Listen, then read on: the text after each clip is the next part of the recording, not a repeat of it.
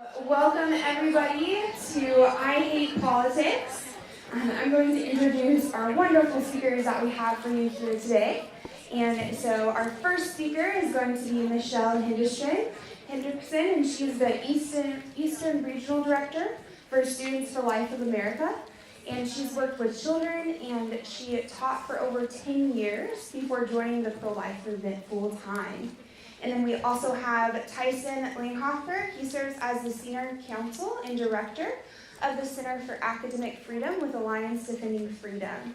He's represented college students and student organizations throughout the country in defending their freedom of speech, freedom of association, and free exercise of religion. So please welcome Michele and Tyson.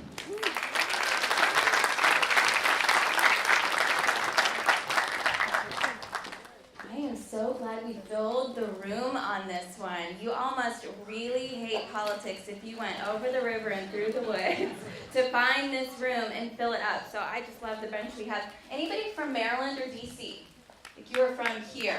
Wow, that's my home. I'm from here as well. You are in the politics-centric area. So it's nice to know that there are other people here who are admitting they hate politics, and yet you live here and you're surrounded by it, for sure.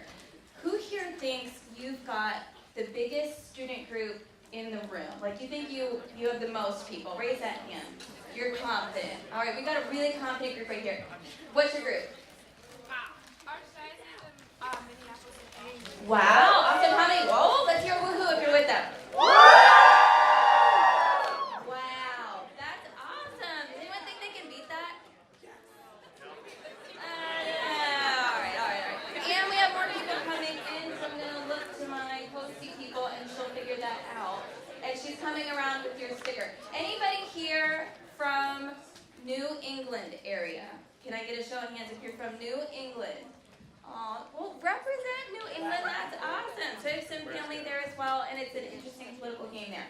So, introducing myself, I'll get to it. What's with this? All right, I'm going to look at Stephanie a lot. Stephanie, go help me be funny. Because I'm not funny without the pictures. All right, we'll solve it. Aw, I appreciate you. And two kids who I have to entertain.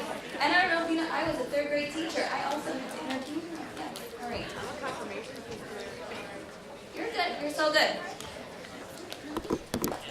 So, I feel like I'm in a situation where I should just say, my name is Michele Hendrickson, and I hate politics. This is me. I grew up.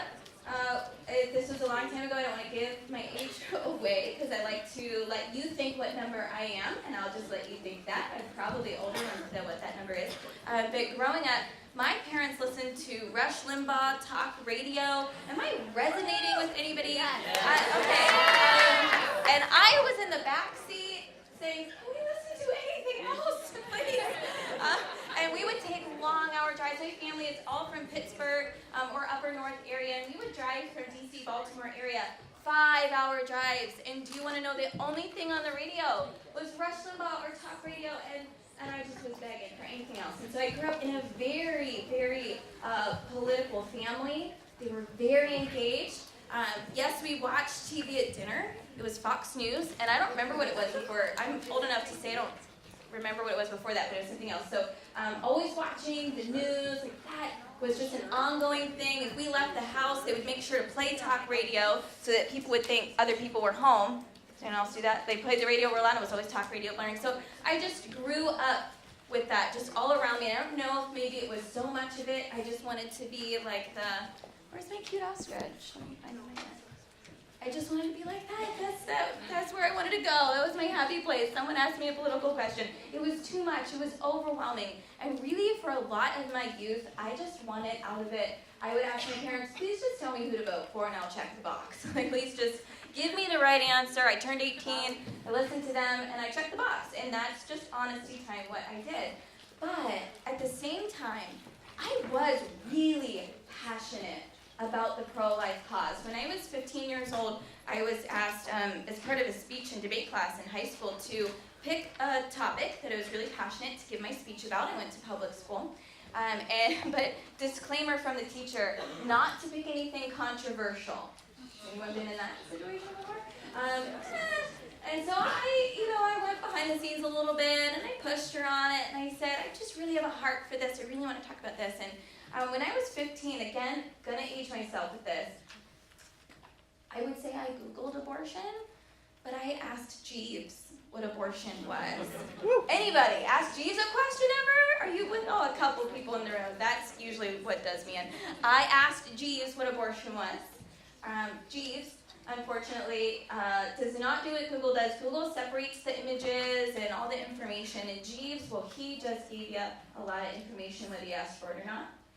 And there are pictures that I saw that I didn't see coming, and my heart was broken for the issue of abortion, and I was so passionate about it. I was so fired up, and I just had this huge disconnect where this thing that I hated, politics, could possibly connect with something that I was so passionate about, the issue of abortion and being able to have a say in it, a voice, and to change that. So I really my solution was to ignore it. All of my teenage life, voting life, college life, and a lot of my adult life. And probably my first couple months at Students for Life, I tried really hard to keep ignoring it, but gosh, I just don't let you here. So I want to tell you a little bit about how Students for Life inspired me, even as an employee of Students for Life, what I learned and what I was able to glean from that. So and we'll talk a little bit about Martin Luther King Jr. here, but just what an amazing quote from him. Really, it's through politics, right, that we can actually find our voice, that we can plug in. And I know it doesn't feel that way. I know we like to say that, wow, they're just talking back and forth, they're in an echo chamber. Are they even really listening to us? But we have to speak up, and we have to make our voices heard to those policymakers and to the people who will make change. I'm going to skip this because it's sort of the same training we give our students. All right, things are being done. In the last decade, we have seen more pro-life laws passed nationwide than ever before. I want to encourage you that as much as we joke around that nothing ever happens in politics, there are people out there making a difference. There's the pro-life generation being loud with their voices and lobbying and making a difference. We'll talk about different things that you guys can engage in, really simple things for even people who hate politics. But we're seeing such a culture change and even change in our pro-life laws. It's really impressive. We're seeing polling data that's coming in showing that this generation is more pro-life than previous generations. It's really exciting to be part of this tipping point moment. I want you all to appreciate the moment that you're in right now. But we have more work to do. Like I said, anyone here from Maryland?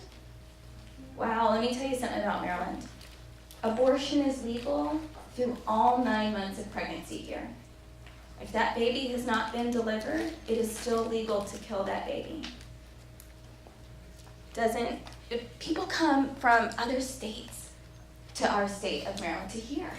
We have a very infamous late-term abortionist, Leroy Carhart, who'll take you all 9 months of pregnancy. He is not only killing babies, he is hurting women in the process. He has ended women's lives. This is not regulated. This is not checked. He should be investigated. There's a lot going on here, but I know from working in the state for years, there are pro-life people. There are a lot of you in this room from Maryland. There are pro-life people in this state. We just need to learn how to use our voice. There's a lot of work to be done, and we need you for it. I'm going to go back to my notes because there's a lot of dates in this one that the politics girl don't remember.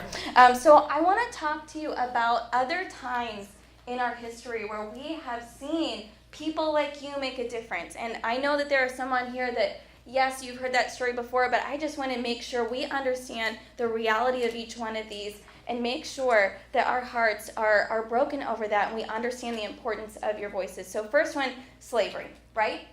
Slavery was legal in this country. I was a third grade teacher. Third grade was the year that we would read books on this issue, right? I read them about Martin Luther King Jr., and I read to them about Abraham Lincoln, and by the end of those books, their jaws were just, they couldn't believe that our society did that. What? Are you kidding? How is that legal? But it took people's voices. It took public policy to be able to pass those laws. There are some other ones I have up here. Domestic violence took a long time for people to come around. There used to be something called the rule of thumb, right? Have you heard of that? Have you heard of that phrase?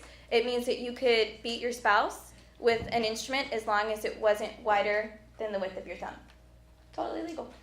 Wow. There weren't women's shelters until 1974. That's not that long ago, even though the young people are thinking that's a really long time ago. Not that long ago that we started to make change. Child labor laws, it was regulated in 1938, but child abuse really wasn't dealt with until the 1970s as well, and we didn't start to pass laws against child abuse and recognize it and make policy change that changed how families started to talk to each other and how society started to deal with this. And I want to leave you, like I said, we want to talk about Martin Luther King Jr., so I want to leave you with this. Martin Luther King Jr. got a timeline of his life here. Incredible man. But sometimes we forget kind of about the beginning bits here. Wow, in 1948, he was ordained as an assistant pastor. He got his Bachelor of Arts degree in sociology. And then you see him moving on. He's still educating himself. Bachelor of Divinity degree. Pastor again in a Baptist church. Wow, you kind of see the track of his life, right? And then in 1955, he actually goes for his doctorate. But then something changes. In 1955, on December 1st, Rosa Parks does that awesome thing where she stands up for what she believes in by sitting down. And she gets arrested and starts that bus boycott. And look what happens, not just a couple days later. December 5th, he became president of the Montgomery Improvement Association, and he became fully involved in public policy because something broke his heart. And he knew he had to make a change. He saw where his voice mattered. You can kind of see the trajectory of his life where he thought he was going. He was set to be a pastor. That's what he was studying for. That's what he was motivated to go and be and do. And then something broke his heart to go use his voice and be a leader and make change. That's incredible. Could you imagine if everybody in this room, just the people in this room, stood up and recognized that thing that breaks our heart? And for us today in this room, it's abortion. The power of what you can do when you stand up and you start to engage in public policy, it's absolutely incredible. And no matter what track you thought you might have been on, who knows? We had a meeting with the Vice President of the United States this week. I had to buy these shoes for that meeting. I don't own meeting with Vice President Pence shoes. I don't own that. Wow, the girl who hates politics shook his hand and heard about how this administration is ready to end abortion. That's incredible that we have come this far, that the pro-life generation has come this far. So please know, you can engage in that way too. Send your resumes to Students for Life. Start to get engaged with your local right to life. I'm going to pass the mic here to these guys, and they're going to talk to you about some other big ones and some other tangible things that you can do. So that's all from me. I know I have more slides on there, but you just cut me right off. So I don't know how we... All right.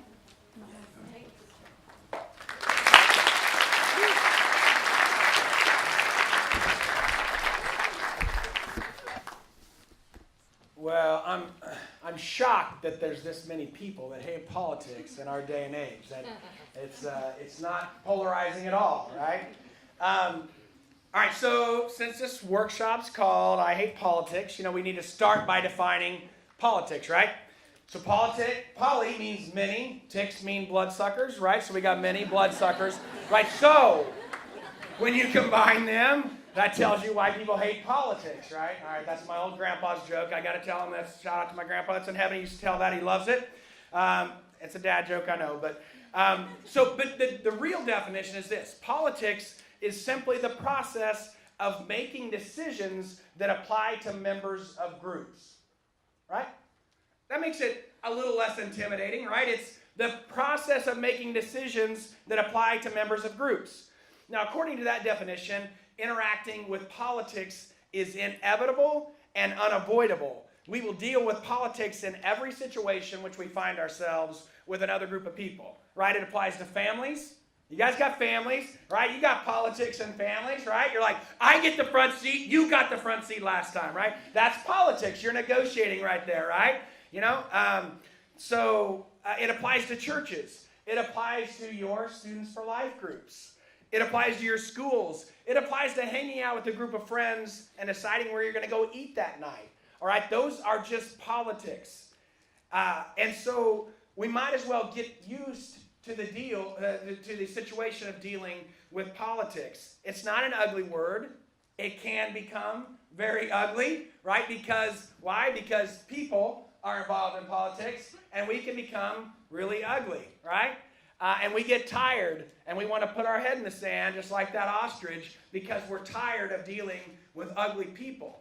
But here's the thing we need to remember, and this is the thing, as an attorney that I love in studying the history of law and looking at our country is so unique in the history of mankind. In the history of mankind, almost every country has always been ruled by sheer brute force and power. Whoever holds military power is the one who enacts the laws. And that's why you had so many abuses. But today, we've got a system in which you can actually make a difference. And it's unbelievable to think about the power that one person can have, like Martin Luther King Jr., who said, I'm going to use my power of oratory, the power of persuasion, the power of the word to move people with stories. You can all do that if you dedicate yourself to that. And so we have to disabuse ourselves of the notion that politics is an ugly word. I just said disabuse. Nobody ever used that word. Only an attorney would use that. That's like, and I'll say subsequently at some point in this conversation. Again, nobody ever uses that other than an attorney. But you cannot be an effective pro-life advocate without being involved with politics in some form or fashion. And so we just need to think about, okay, how can I be involved? How can I become involved and be effective in politics? So what I'm going to do, and you saw the statistics a little earlier, I'm going to dig down a little bit into how politics have been so effective in moving the pro-life cause forward. As an attorney, it kind of pains me to say this, but since Roe versus Wade, we have made almost no process, no headway in undermining Roe through litigation. All right, we lose all the time, all right, when it comes to just trying to undermine Roe. It is extremely difficult, and it is like beating our head against the wall, all right? So virtually all of the gains we've made in the pro-life movement over the last 30 years have been through state laws that restrict abortion. And almost all of those gains have come in the last 5 to 10 years. You saw the statistics. I mean, it's unbelievable how much progress is made in the last 5 years. And these pro-life laws have saved thousands and thousands of babies' lives. They're real, tangible benefits from these laws. Just like a tangible benefit you might have from going out on a sidewalk counselor, right? That one-on-one, you can see that. You can see that from these laws. All right, and we'll look through it and we'll see how these are just common sense things that can be done. And one of the things I think you need to think about is most of the time when we're thinking about politics, we're thinking about federal politics, right? We're talking about Congress, the U.S. Congress. And when you look at that, almost everybody's going to want to look away and say, I want nothing to do with that. They don't do anything. All they do is fight. All they do is posture. We send them up there, and they just do the same thing over and over again. They just want to get paid, and they're not doing anything, right? But here's the thing. State law, state legislatures are much, much different, right? You're able to accomplish so much more, and you can affect your entire state.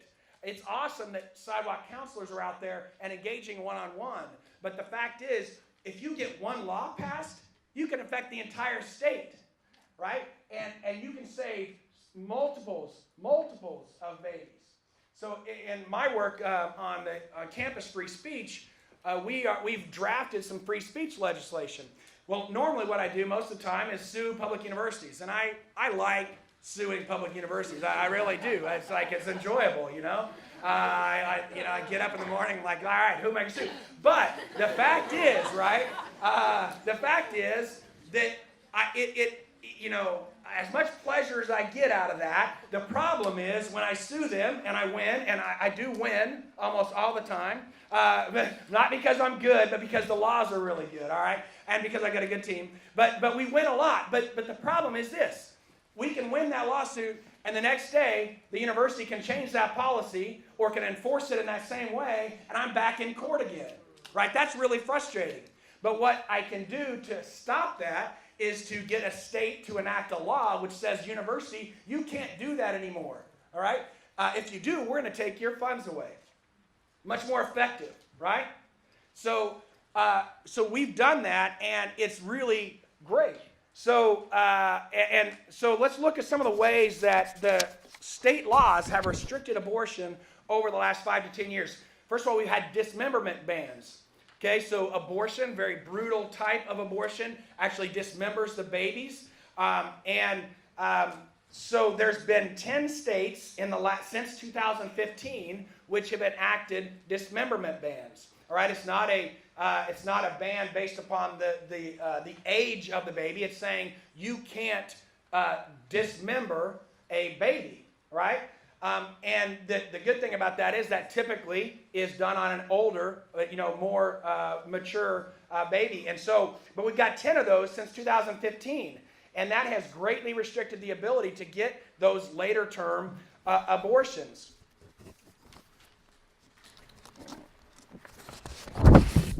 Another very popular legislation is the Pain Capable Unborn Child Protection Act, and it protects unborn children who are capable of feeling pain. With all the advances in medicine that we've had, we now are able to determine at what age can babies start feeling pain. And so, when we look at that, and it's easier to identify, somebody can say, well, is that really human? Or like, well, can he feel pain? Do they react when they're prodded in there? Oh, yeah, that's probably, obviously there's other evidence we could show them, but, the people that are on the fence, they're like, yeah, that makes sense. We shouldn't cause another living thing pain, right? And so we've got 15 different states have protected that, and that's essentially by about 20 weeks. 15 states have said, look, you can't do that. And again, that takes away a whole tool that the abortionists can use to perform abortions. And so it's, again, greatly reduced the number of abortions, especially on the later term abortions. Another, you've all heard about partial birth abortions, and almost virtually, I don't have the exact number written down here, but most states have banned partial birth abortions now. And that was that was almost low-hanging fruit, right? But nobody had really thought about it, because almost everybody can agree, when this procedure is so horrific. Nobody had done it, right? And then somebody said, hey, why don't we ban that? And again, take that off, and we keep ratcheting down, and we keep narrowing the numbers that can be, the number of babies that can be killed under that.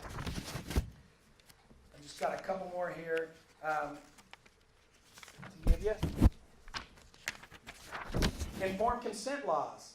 This is, again, a no-brainer when you think about this. Every other medical procedure, they're required to give you informed consent, right? But on this one, there were virtually no laws saying that. And now they're saying, look, we need to tell women, we need to tell them what this procedure is going to entail. What risks are they going to have? How is this going to affect the baby? What are they going to have to do? And these are things that greatly reduced it. What we know is the statistics show when the women were informed of that, many of them declined to do it, because the more information they have, the more likely they are not to do that. And again, this is common sense stuff. And so what you can do, you can make so much of a difference in your state. And it's a lot less overwhelming, and it's more local. And the more local we can keep it, the better opportunities we have to engage. So I really encourage you, don't watch. I'm not encouraging you to listen to talk radio. I'm not encouraging you to go watch Fox News. I'm not encouraging you to go engage in a political talk with your neighbor. What I'm encouraging you to do is to figure out, what does your state laws say, and what can you do to make those laws better, less permissive of abortion. So we'll have some more, we'll take some questions and so forth, but that'll give you an idea of how much gains we've made on state law issues over the last 10 years.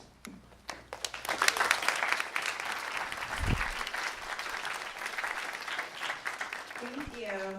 We also have Patrina Mosley joining us, and she serves as the Director of Life for the Culture and Women's Advocacy, where she handles research and cultural engagement on abortion issues. and she formerly served as a Family Research Council Actions Assistant Director, and she overseed voter education and grassroots mobilization projects. Thank you.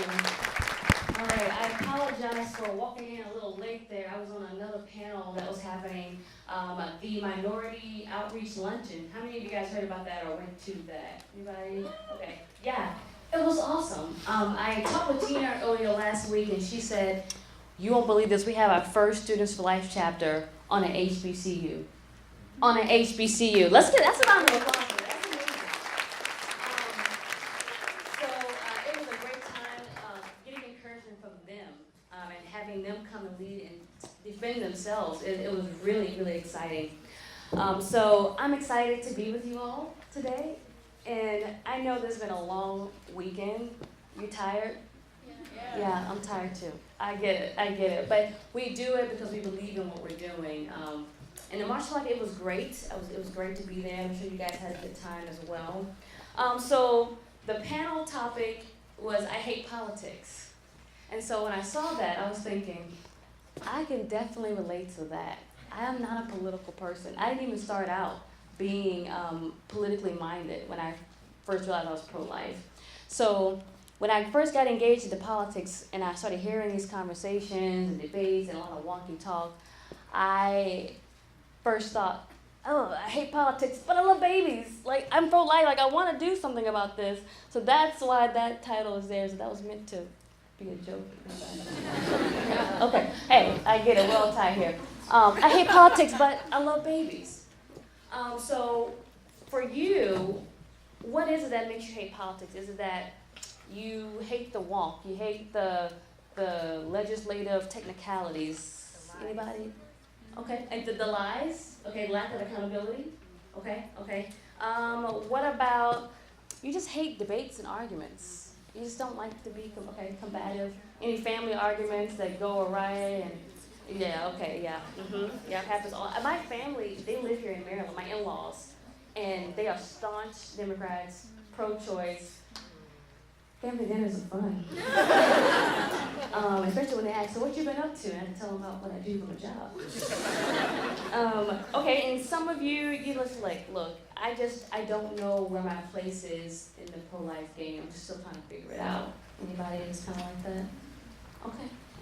Well, probably most of you already figured it out because you're here, so that's good. Okay. The one thing that I can challenge you with, because I know you're getting a lot of facts. I mean, when I think of Students for Life, I think of the groups with the facts. You guys know the facts. You know how to outreach. You know what you're talking about. So, no need to give you that. But the one thing if I want to leave you with is, if you're feeling like I hate politics, I'm not really sure where my place is in the game. I don't like the arguments. I don't like the debates. I don't like the lies. There's lack of accountability. What really makes politics worth it? Well, the one thing you can do is develop a worldview. That's the most important thing that you can do. A worldview must come before any action, and everyone has a worldview, whether they realize it or not, and they implement some type of worldview, some type of way that they see the world, they view the world with every decision that they make. And with every decision that you're making, you're affirming some type of worldview, whether you think you hold it or not. And every policy carries a worldview. Aristotle once said that statecraft is soulcraft, meaning that the government, by its policies, procedures, and actions, places moral ideas in the social and legal fabric of a political regime, and that those ideas serve to shape the quality of a citizen's character. Politics are built upon worldview that produce ideas, and those ideas produce policy. So the goal of politics is to get your values into policies, and those policies into government, which will affect the moral, social, and economic fabric of the country. So the most important thing you can do is think through, how do I think about the life issue? We're just going to talk about just that issue, because that's the focus for this conference and for this week and for this month. How do I think about the pro-life issue? Is it that I'm pro-life because I love babies? I just think they're cute, they're nice, soft. Am I pro-life because I am a person of faith? Am I pro-life because I just don't like the damage that I see being done to women who deal with the aftermath? All those things are a really good reason. And the next question I would ask is, why are you pro-life? To what end are you pro-life? What is the end goal? If we're coming from the standpoint that life is sacred, it has rights, it has intrinsic value because it was created in the image of God, and by that invokes some type of accountability to do justly, which by nature means if we don't do justly, there's a consequence, either temporally here or eternally. So I'm not here to answer that question for you. I'm just here to challenge you with that. To what end are you pro-life? What's the goal? Because we're getting closer and closer to a day where hopefully we will see an overturning of Roe versus Wade. We will see an end to abortion in our lifetime, and Planned Parenthood will become museums.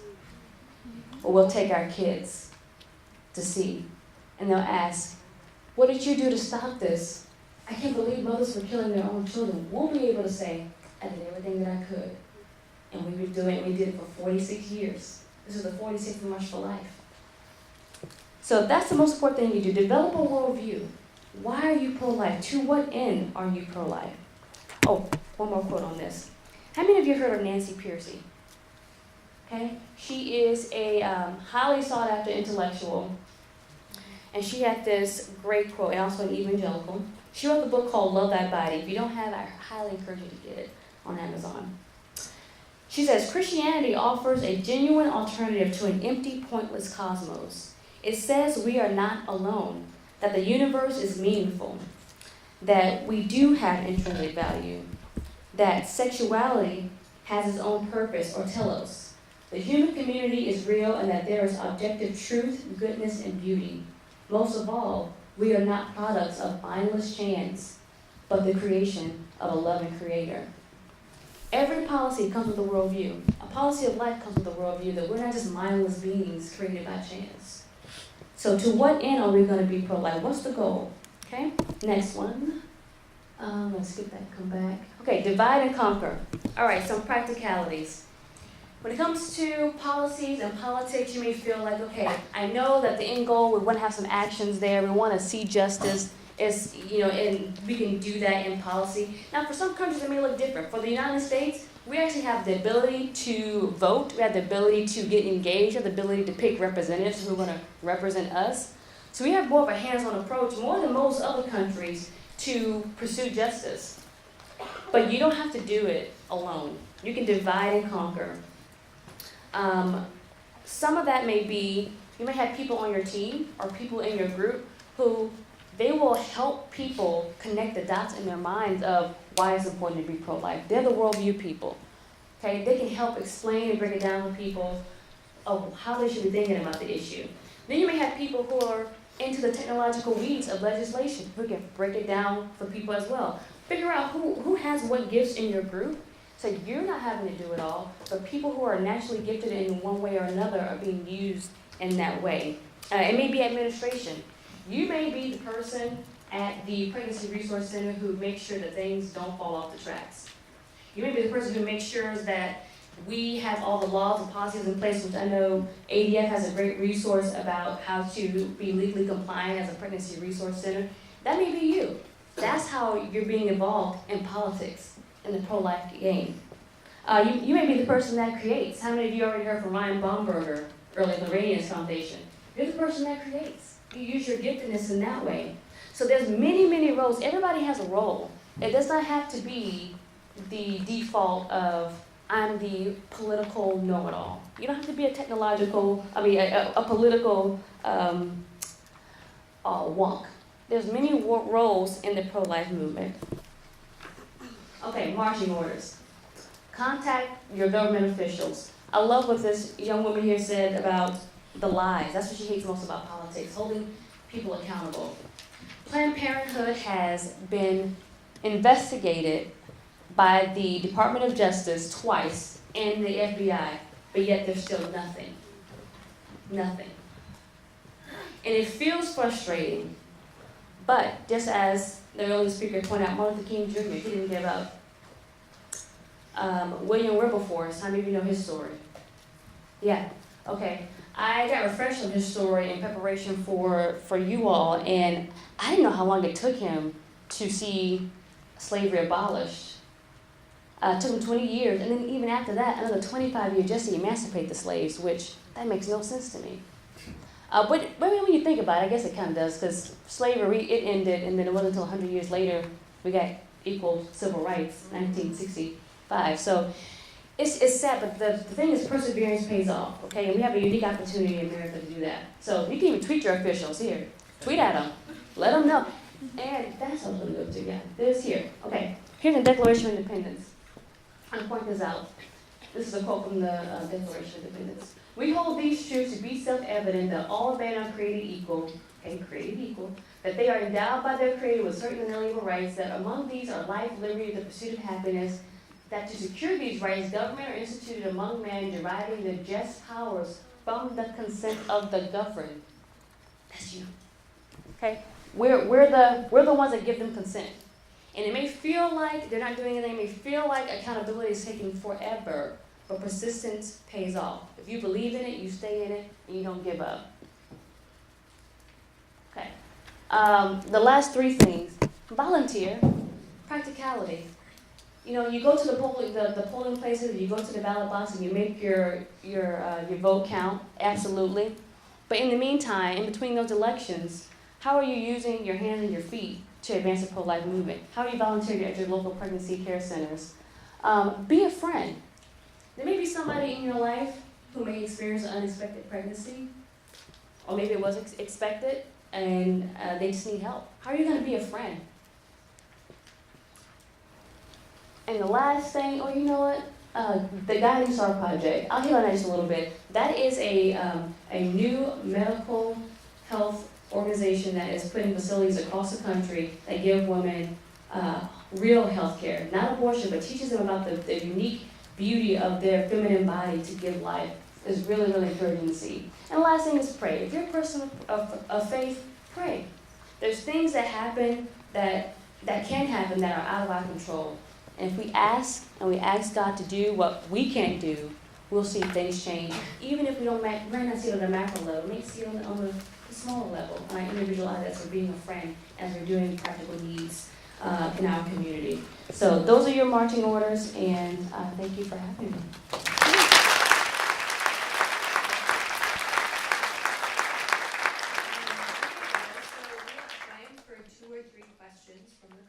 Oh, I see a bunch of hands. Okay, I saw yours first.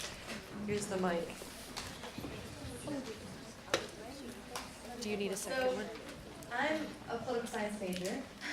I run a Turning Point chapter on my campus and lots of other things with politics. But I actually thought this was like sarcastic. So that was kind of ironic. But my question is, within my club, I'm vice president of Central Students for Life, and obviously Turning Point. And how do we explain to people who aren't involved in politics or hate politics, like a significant number in this room, that you don't have to be part of the pro-life movement, that you don't have to be involved in politics or necessarily even like politics to be part of the pro-life movement and Students for Life as well? Okay, thanks. Hello? Okay. I would encourage them, like I said before, to think about what they really believe about an issue. It may be a life issue, it may be a family issue, it may be an economic issue. Whatever it is in the culture, I would encourage them to think about why they believe what they believe. They take a certain position. And if they believe it enough to do something about it, they should get involved. So how strong do you really believe it? I have a quick thing for that. They kind of have to get a little taste for it. Like, don't hit them over the head with a lobby day. That one's too big. But if you're going to the March for Life, you could include in your chapter meetings, your club meetings, a little bit about the public policy behind the March for Life. Like, get them geared up to understand the day, and when they pass the Supreme Court, what that means. And then give them a little taste of maybe it's an easy lobby day where they don't have to do that and they just watch it. For me, it took doing it. And it wasn't until I was employed by Students for Life that I actually tried a couple things and said, wow, the politicians are people. And then you talk to them. And it took all of that experience. And so you need to baby step them into experience and have them appreciate it and they'll walk away totally getting it. After that, I think maybe one of the baby steps would be sharing the stories and how policy has affected change in the country. I mean, slavery, what's our policy? I will be speaking to you today, so just share the story. One more question. I guess you might as well. So I do very much hate politics, but something that I always thought was the biggest struggle that had to do with politics is how to keep up with everything that's going on in the political world. And I've tried different like news sources and stuff like that, and it's really hard to keep like things straight and like what is correct news and all that kind of stuff. So is there like maybe a source that you would recommend, or like a way that you can like keep everything straight and be up to date as best as possible?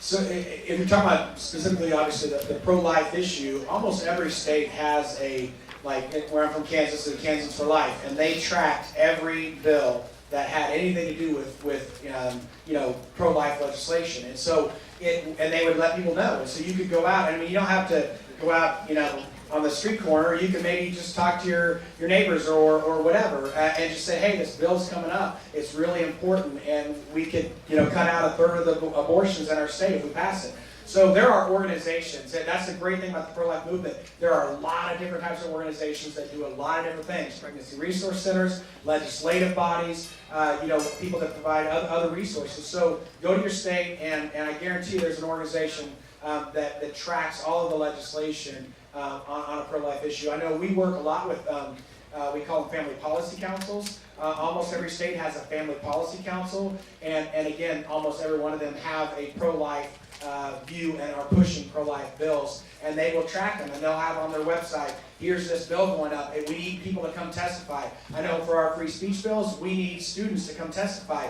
They love to hear from individuals. That's really persuasive, especially from young individuals. So if you can go out, you hear about it, show up, show them that you are the pro-life generation, that you care. You're not just wearing the shirt, you're actually going to do something about it, and you're going to go there and you're going to hold them accountable. If they say they're pro-life and they vote against that bill, you let them know that.